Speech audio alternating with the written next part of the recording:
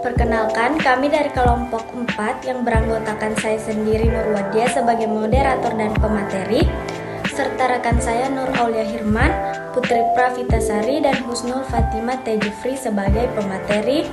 Kami dari jurusan PKK Prodi Tata Rias Universitas Negeri Makassar. Di sini kelompok kami akan mempresentasikan materi perawatan untuk ibu hamil. Definisi ibu hamil. Ibu hamil adalah orang yang sedang dalam proses pembuahan untuk melanjutkan keturunan. Dalam tubuh seorang wanita hamil terdapat janin yang tumbuh di dalam rahim. Definisi gizi ibu hamil. Gizi ibu hamil adalah substansi makanan yang berfungsi sebagai sumber energi, pertumbuhan, sumber zat pembangunan serta sebagai pertahanan dan perbaikan jaringan tubuh. Definisi manfaat gizi dalam masa kehamilan. Manfaat gizi dalam masa kehamilan adalah kecukupan gizi ibu saat hamil erat kaitannya dengan keadaan bayi yang dilahirkan. Masa kehamilan yang paling kritis adalah trimester ketiga, yakni saat umur janin sudah mencapai 6 bulan. Janin akan tumbuh cepat sekali. Definisi kebutuhan gizi ibu hamil. Kebutuhan gizi ibu hamil adalah saat hamil, seorang wanita memerlukan asupan gizi banyak. Mengingat selain kebutuhan gizi tubuh, wanita hamil harus memberikan nutrisi yang cukup untuk sang janin. Kebutuhan dasar ibu hamil. A. Oksigen. Kebutuhan oksigen adalah yang utama pada manusia, termasuk ibu hamil.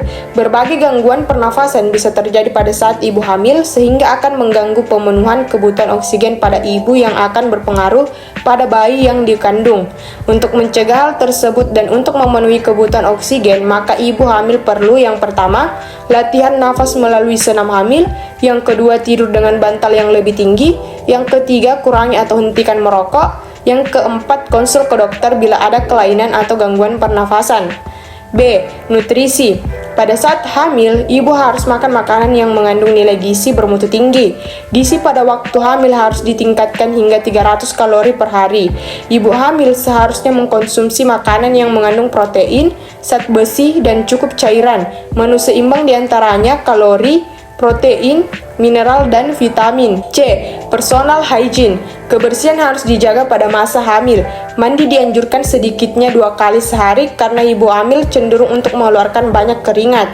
Menjaga kebersihan diri terutama di lipatan kulit seperti ketiak, bawah payudara, dan daerah genitalia dengan cara dibersihkan dengan air dan dikeringkan. Eliminasi.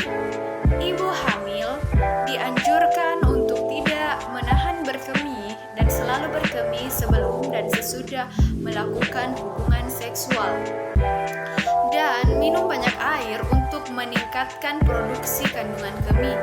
Akibat pengaruh progesteron, otot-otot tractus digestivus tonusnya menurun. Akibatnya mobilitas saluran pencernaan berkurang dan menyebabkan obstipasi. Selanjutnya, seksual. Selama kehamilan, koitus diperbolehkan sampai akhir kehamilan. Koitus tidak dibenarkan bila terdapat pendarahan per vagina. Ada riwayat abortus berulang, portus spermatus, ketuban pecah, dan serviks telah membuka. Selanjutnya, mobilitas. Ibu hamil boleh melakukan kegiatan atau aktivitas fisik seperti biasa selama tidak terlalu melelahkan. Exercise, yaitu senam hamil. Ibu hamil perlu menjaga kesehatan tubuhnya dengan cara berjalan-jalan di pagi hari, renang, olahraga ringan, dan senam hamil.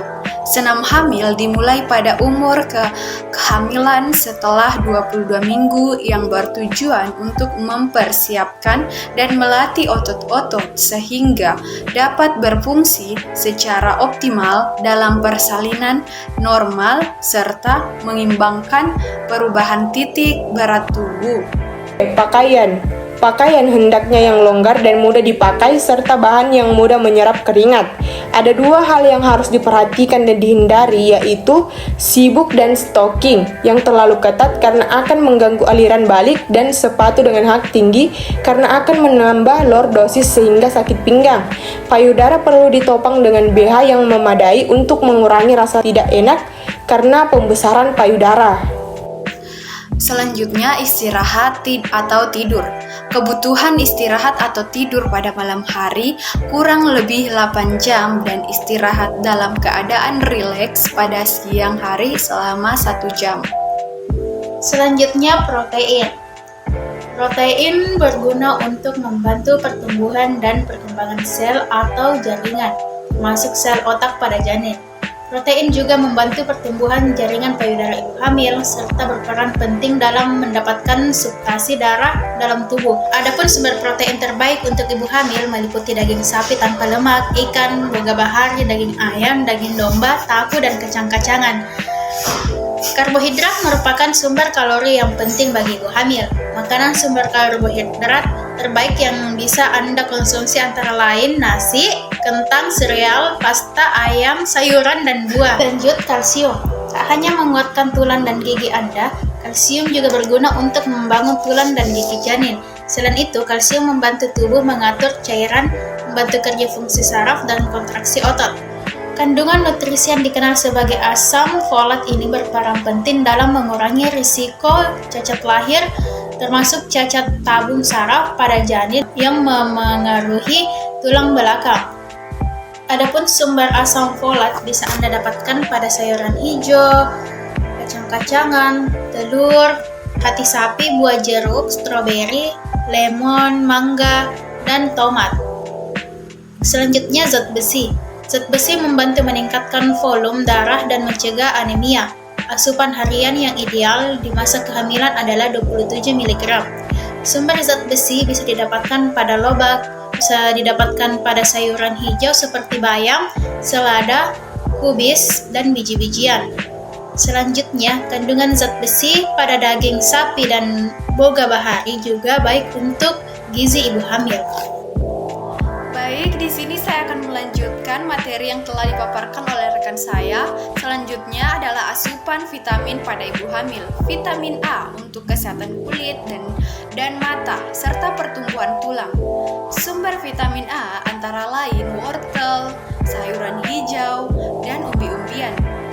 Vitamin C untuk kesehatan gigi, gusi, dan tulang serta membantu penyerapan zat besi. Sumber vitamin C antara lain buah sitrus, brokoli, dan tomat. Vitamin D untuk kesehatan tulang dan gigi serta membantu penyerapan kalsium. Sumber vitamin D antara lain susu, sereal, dan roti. Vitamin B6. Vitamin B6 untuk pembentukan sel darah merah untuk efektivitas manfaat protein lemak dan karbohidrat. Vitamin B6 bisa didapat dari sereal, biji-bijian utuh seperti gandum dan buah pisang. Vitamin B12 untuk pembentukan sel darah merah, menjaga kesehatan sistem saraf. Sumber vitamin B16 adalah daging, ikan, dan susu. Selanjutnya, untuk memenuhi kebutuhan nutrisi ibu hamil, bisa melakukan beberapa langkah sederhana berikut ini. Yang pertama, makan pagi setiap hari. Jika sulit untuk makan pagi baik karena mual atau morning sickness yang dialami, cobalah makan roti gandum saat bangun tidur. Sertakan pula buah, oatmeal, sereal, serta susu rendah lemak atau yogurt. Yang kedua, makanlah makanan berserat tinggi dan perbanyaklah asupan cairan dari air putih ataupun jus buah, serta rajin berolahraga untuk mencegah konstipasi. Yang ketiga, terapkan pola makan sehat dengan menu sereal gandum, sayuran, buah, dan kacang-kacangan. Yang keempat, hindari makanan pedas dan berlemak, terlebih jika Anda menderita penyakit MAH. Disarankan makan dengan porsi sedikit atau lebih kecil namun tidak sering, serta hindari berbaring setelah makan. Terakhir, hindari mengkonsumsi minuman beralkohol, kafein, minuman bersoda, ikan dengan kandungan merkuri tinggi. Kesimpulan, kehamilan adalah pertumbuhan dan perkembangan janin intrauteri mulai sejak konsepsi dan berakhir sampai permulaan persalinan. Kehamilan persalinan, nifas, bayi baru lahir, dan pemilihan alat kontrasepsi merupakan proses fisiologi dan berkesinambungan. Sedangkan ibu hamil adalah orang yang sedang dalam proses pembuahan untuk melanjutkan keturunan. Dalam tubuh seorang wanita hamil terdapat janin yang tumbuh di dalam rahim. Kehamilan merupakan masa kehidupan yang penting. Seorang ibu hamil harus mempersiapkan diri sebaik-baiknya, tidak menimbulkan permasalahan pada kesehatan ibu, bayi, dan saat proses kelahiran. Sekian presentasi dari kelompok kami, kurang lebihnya mohon dimaafkan. Assalamualaikum warahmatullahi wabarakatuh.